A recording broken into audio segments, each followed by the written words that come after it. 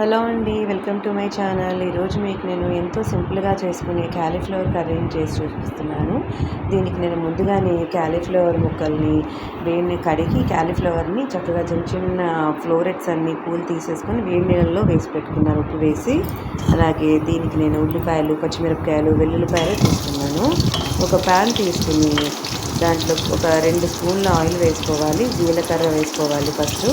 అలాగే మనం తీసుకున్న పచ్చిమిరపకాయలు, ఉల్లిపాయలు ఇవన్నీ ఉంటాయి కదా, వెల్లుల్లిపాయలు అవన్నీ కూడా జీలకర్ర వేయించుకున్న తర్వాత వేసుకోవాలి. అలాగే దాంట్లో పసుపు కూడా వేసుకోవాలి. చూస్తున్నారు కదా, చాలా సింపుల్గా అయిపోతుందండి రెసిపీ. హడావులు లేకుండా చక్కగా మనకి వర్కింగ్ పీపుల్ కానీ, అలాగే బ్యాచిలర్స్ ఎవరైనా ఉంటారు కదా, స్టూడెంట్స్ కానీ, వాళ్ళందరూ చక్కగా చేసేసుకోవచ్చండి. అలా చూస్తున్నారు కదా, ఇవన్నీ వేగిన తర్వాత పసుపు కూడా వేసుకున్న తర్వాత జింజర్ గార్లిక్, మన అల్లం వెల్లుల్లి పేస్ట్ కూడా వేసుకున్నాను. అది వరకున్న వాళ్ళు స్కిప్ చేసేయచ్చండి. చక్కగా మంచిగా వేగిన తర్వాత మన కట్ చేసి పెట్టుకున్న టమాటా ముక్కలు, అలాగే క్యాలీఫ్లవర్ ముక్కలు ఉంటాయి కదా, మనం వేడి నీళ్ళలో వేసి ఆ నీళ్ళన్నీ తీసేసి ఉంపేసుకొని ఆ పూలన్నీ కూడాను వేయించుకోవాలి. మూత పెట్టుకొని మగ్గించుకోవాలి. అలాగే ఇక్కడ నేను టమాటాలు కూడా తీసుకుంటున్నాను అనమాట. క్యాలీఫ్లవర్ ముక్కలు మగ్గిన తర్వాత టమాటాలు కూడా వేసుకొని కొంచెంసేపు మగ్గించుకోవాలి. కూర చక్కగా ఉడికితున్నప్పుడు మూత పెట్టుకొని మగ్గించుకోవాలండి. తగినంత ఉప్పు వేసుకొని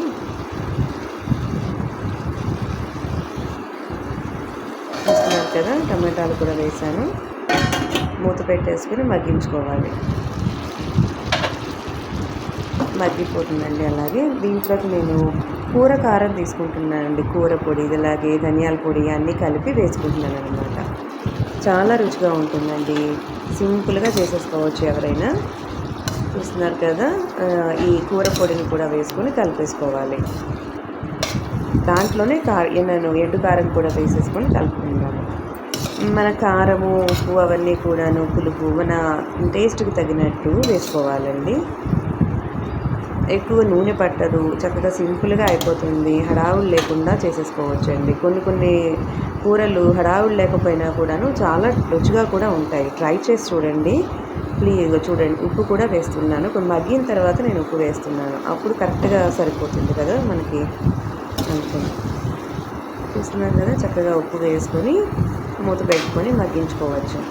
ప్లీజ్ నా రెసిపీ నచ్చితే please like, share and subscribe చేసింది నా ఛానల్ని. మూత పెట్టుకుని మగ్గించుకోవాలి.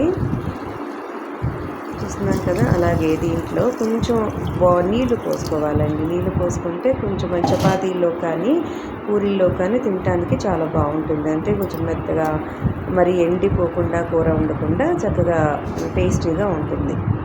ఎక్కువ గ్రేవీ కూడా రాదు, అలా అని గ్రేవీ లేకుండా కూడా ఉండదు. లాస్ట్లో కొత్తిమీర కూడా వేసుకొని మగ్గించుకోవాలి.